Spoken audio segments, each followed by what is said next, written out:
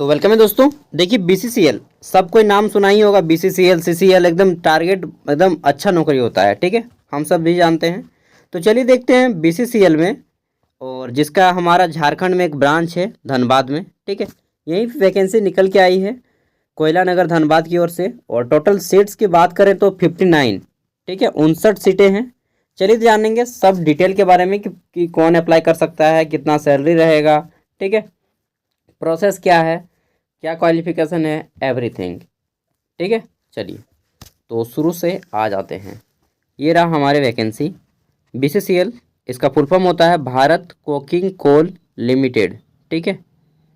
और ये रहा इसका जो कार्यालय है वह है कोयला नगर धनबाद, ठीक है।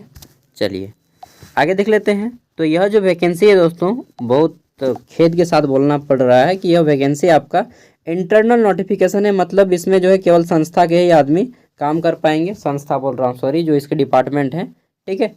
बोला गया है कि श्रम शक्ति बजट 2023-24 के अनुसार रिक्त पदों को भरने के उद्देश्य से ड्राइवर, ठीक है, कैट 2 के पद पर चयन के लिए आवश्यक निर्धारित न्यूनतम योग्यता अनुभव रखने वाले विभागीय उम्मीदवारों से आवेदन आमंत्रित किए जाते हैं। तो जो इसके डिपार्टमेंटल आदमी होंगे, कैंडिडेट होंगे, केवल वही फॉर्म को अप्लाई कर पाएंगे। इसे मतलब जो इसका कैंडिडेट का आदमी नहीं है बीसीसीएल का, ठीक है, वो इस फॉर्म में अप्लाई नहीं कर पाएंगे, ठीक है। तो आप में से कोई अगर होंगे या कोई रिलेटेड होंगे तो उस तक वीडियो को सेंड कर दीजिएगा। चलिए देखते हैं क्वालिफिकेशन क्या है। तो बोला गया है कि ड्राइवर कैट 2, यहाँ पे क्वालिफिकेशन सबसे पहले कंपनी का कोई लॉरी क्लीनर, ठीक है, हेल्पर या कोई अन्य अस्थायी कर्मचारी ही इस फॉर्म को भर पाएगा, ठीक है। जो लोग इंग्लिश में पढ़ना चाहते हैं वो लोग पढ़ सकते हैं। एनी लॉरी क्लीनर, हेल्पर और any other permanent employ of the company, ठीक है। टोटल सीट्स की बात करें तो 59 सीट है। जनरल में 45 हैं, एससी में 10 हैं और एसटी में 4 गो सीट है, ठीक है, कैटेगराइज किया गया है। उसके बाद संस्था का आदमी होना चाहिए, साथ ही उसके पास जो है कम से कम 8वीं की सर्टिफिकेट होना चाहिए, 8वीं क्लास पास होना चाहिए, ठीक है। साथ ही बोला गया है कि भारी वाहन यानी कि जो हैवी व्हीकल है, ठीक है, ड्राइविंग लाइसेंस आपका होना चाहिए। लाइसेंस 2 प्रकार का होता है, एक होता है एलएमवी लाइट मोटर व्हीकल, जो मेरे पास भी है, इसमें 2 व्हीलर 4 व्हीलर दोनों है, ठीक है। लेकिन आपको जो है हैवी होना चाहिए। यहाँ पे बोल दिया गया है कि आपको जो है हैवी वाला होना चाहिए, जिसमें आपको 35-37 हज़ार रुपये लगता है बनाने के लिए, ठीक है। तो वो होना चाहिए और आपको 8वीं पास होना चाहिए। साथ ही आपको अनुभव भी होना चाहिए। ऐसा नहीं केवल सर्टिफिकेट बना लिए हैं, ठीक है, और आपको 4 व्हीलर चलाने नहीं आता है, नहीं, तो आपको चलाना भी आना चाहिए, ठीक है। तो चलिए देखते हैं। यहाँ पे कुछ सेवा शर्तें बताई गई हैं। जो सेवा शर्तों का पालन करेंगे वही केवल अप्लाई कर पाएंगे। इसमें पहला है कि केवल अस्थायी कर्मचारी आवेदन कर सकते हैं जो दिनांक 30/9/2023, ठीक है, 30/9/2023 को इस पद के लिए उल्लेखित न्यूनतम निर्धारित योग्यता को पूरा करते हैं, ठीक है। सेकेंड नंबर है कि प्रशिक्षु यानी कि ट्रेनी आवेदन करने के पात्र नहीं है। अगर कोई बीसीसीएल में ट्रेनी के पद पर है तो वह अप्लाई नहीं कर सकता है, ठीक है। नेक्स्ट है, यदि उच्च पद ग्रेड में कार्यरत कोई अभ्यर्थी इस अधिसूचना के पद के लिए आवेदन करता है तो उसे इस बात का एक वचन पत्र प्रस्तुत करना होगा कि यदि उसका चयन हो जाता है तो वह निचले पद ग्रेड को स्वीकार करने के लिए तैयार है, ठीक है। मान लीजिए कोई लेवल 4 का आदमी इस पे आना चाहता है, ठीक है, तो आपको स्वीकार करना होगा कि यस, मैं एग्री करता हूं कि मैं ड्राइवर के लिए जाने के लिए एग्री हूं, ठीक है। ये आपको देना पड़ेगा एक एफिडेविट के तौर पे। इस मुद्दे पे कोई भी विवाद नहीं खड़ा करेगा। हालांकि चयन के उपरांत उसका मूल वेतन सुरक्षित रहेगा।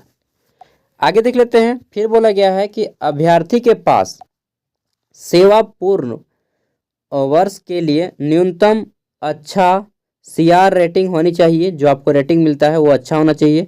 जिन अभ्यर्थियों ने 3 वर्ष से अधिक की सेवा पूरी कर ली है, ठीक है, उनके मामले में पिछले 3 वर्षों के लिए सीआर रेटिंग की आवश्यकता होगी। नेक्स्ट है हमारा, बोला गया है 5वां नंबर पे कि कंपनी में जिन श्रेणी के पदों की कमी है वैधानिक पदों से संबंधित कर्मचारियों के आवेदन पर विचार नहीं किया जाएगा। अगला है अभ्यर्थियों की सतर्कता विभागीय मंजूरी बेदाग होनी चाहिए। ठीक है, मतलब ऐसा नहीं कि आपके जो सिविल है वह खराब हो, ठीक है, कैरेक्टर खराब कर दिया हो, तो वैसे में फिर आपको नहीं लिया जाएगा।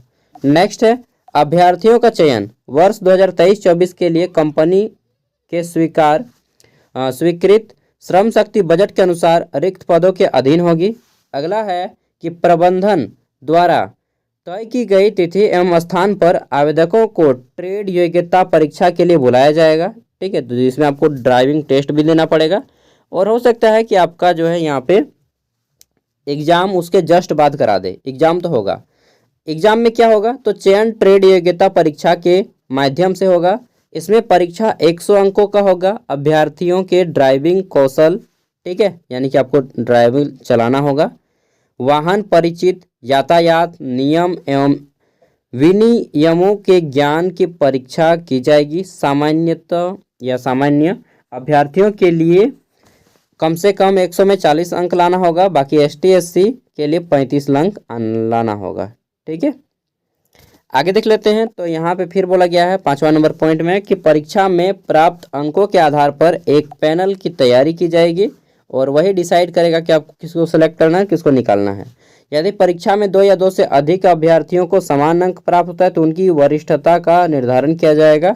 उनकी नियुक्ति तिथि के आधार पर की जाएगी, जो ज़्यादा पुराना होगा उसको पहले लिया जाएगा। ठीक है, नेक्स्ट है यदि नियुक्ति तिथि पर विचार करने के बाद भी यह बराबरी बनी रहती है तो उनकी जन्मतिथि के आधार पर जो ज़्यादा उम्र के रहेंगे पहले उनको लिया जाएगा। ठीक है, नेक्स्ट है रिक्ति की स्थिति मापदंडों के संवर्ग, योजना, सतर्कता, मंजूरी आदि के अनुसार इस पैनल में अंतिम मेगा सूची तैयार की जाएगी। फाइनल मेरिट लिस्ट तैयार किया जाएगा। ठीक है, सभी को ध्यान में रखते हुए मेगा सूची के अनुसार पात्र अभ्यर्थियों के नाम की सिफारिश नियुक्ति हेतु की जाएगी। उसके बाद आपको जो है ज्वाइनिंग लेटर घर में भेजा जाएगा और ज्वाइनिंग लेटर आ गया तो फिर आप लोग ज्वाइनिंग कर लीजिएगा। नेक्स्ट है शैक्षणिक प्रमाण पत्रों। अब डॉक्यूमेंट्स वेरिफिकेशन की बात आती है तो सरकार द्वारा मान्यता प्राप्त संस्थान में स्कूल द्वारा जारी और अभ्यर्थियों के ड्राइविंग लाइसेंस के सत्यापन के लिए संबंधित प्राधिकारियों के पास भेजा जाएगा। ठीक है, तो आपको डिपार्टमेंट के पास भेजा जाएगा आपके डॉक्यूमेंट्स और ड्राइविंग लाइसेंस की जाँच के लिए। अगला बोला गया है कि अनुसूचित जाति और जनजाति के अभ्यर्थियों का आरक्षण कोटा सरकारी मापदंडों के अनुसार किया जाएगा। बहुत सारा लंबा लिफाफा है, आप लोग पढ़ लीजिएगा सब कुछ। ठीक है, अब चलिए हम लोग आवेदन की बात करते हैं कि आवेदन कैसे करना है। तो देखिए यहाँ पे बोला गया है कि आवेदन कैसे करें। बोला गया है कि योग्य अभ्यर्थी को यह सलाह दी जाती है कि वे इस पद पर चयन हेतु निर्धारित प्रपत्र में ही आवेदन करें। ठीक है, ऑनलाइन आवेदन नहीं होगा, आपको प्रपत्र में ही आवेदन करना पड़ेगा। इंग्लिश में बोला गया है कि eligible candidate are advise to apply in the prescribe application for selection to the post. ठीक है, और फिर बोला गया है द एप्लीकेशन फॉर्मेट में be download from BCCL website. ठीक है, और मैं वेबसाइट इसी पेज में अभी दिखा दूंगा आपको कैसे डाउनलोड करना है, यहीं पे मैं दे दूंगा वीडियो के डिस्क्रिप्शन में PDF इसका। ठीक है, और आवेदन का प्रारूप इसके वेबसाइट पे है, अभी मैं दे दूंगा, वही है जो अभी मैं दूंगा। ठीक है, नेक्स्ट बोला गया है कि अभ्यर्थियों को यह सलाह दी जाती है कि वे इस अधिसूचना के नियम एवं शर्तों को ध्यानपूर्वक पढ़ें और निर्धारित योग्यता, जाति तथा अन्य मापदंडों के आदि के अनुसार अपनी पात्रता का पालन करें। ठीक है, तीसरा पॉइंट हाईलाइटेड किया गया है कि कृपया निम्नलिखित सूची में से जो लागू होने वाले सभी प्रासंगिक दस्तावेजों की 100 अभिप्रमाणित प्रतियां संलग्न करें। मतलब जितना भी दीजिएगा उन सब के नीचे में साइन कर दीजिएगा जेरोक्स के नीचे में। जैसे बोला गया है सरकार द्वारा मान्यता प्राप्त संस्थान से जारी 8वीं कक्षा का जो सर्टिफिकेट है आपका वो देना पड़ेगा, प्रमाण पत्र। और जैसे ये आपका सर्टिफिकेट है, ठीक है, जेरोक्स करवा लिए तो नीचे में साइन कर दीजिएगा अपना नाम। ये हो गया 100 अभिप्रमाणित। ठीक है, यानी कि मेरे द्वारा प्रमाणित किया गया है, साइन कर दिए वही प्रमाणित हो गया। ठीक है, नेक्स्ट है भारी वाहन चलाने के लिए वैध ड्राइविंग लाइसेंस का जेरोक्स देना है। ठीक है, फिर है हमारा सक्षम प्राधिकार द्वारा जारी वैध जाति प्रमाण पत्र, किसके लिए, तो ST SC के लिए। ठीक है, अनुसूचित जाति और अनुसूचित जनजाति के लिए। OBC कहाँ गया, तो OBC जनरल बन गया है यहाँ पे। नेक्स्ट है अधूरे आवेदन अथवा निर्धारित तिथि के बाद प्राप्त आवेदन अभ्यर्थी के हस्ताक्षर के बिना प्रासंगिक दस्तावेजों के बिना उचित माध्यम से प्राप्त नहीं होने वाले आवेदनों को स्वीकार नहीं किया जाएगा। ठीक है, तो हस्ताक्षर करना जरूरी है और समय से पहुंचाना जरूरी है। अब आवेदन जमा करने की प्रारंभिक तिथि कब है? तो देखिए 18 अप्रैल से आप लोग फॉर्म अप्लाई कर सकते हैं। लास्ट डेट रहेगा आपका क्षेत्रीय मुख्यालय इकाइयों में आवेदन प्राप्त करने की अंतिम तिथि 29 अप्रैल रहेगा।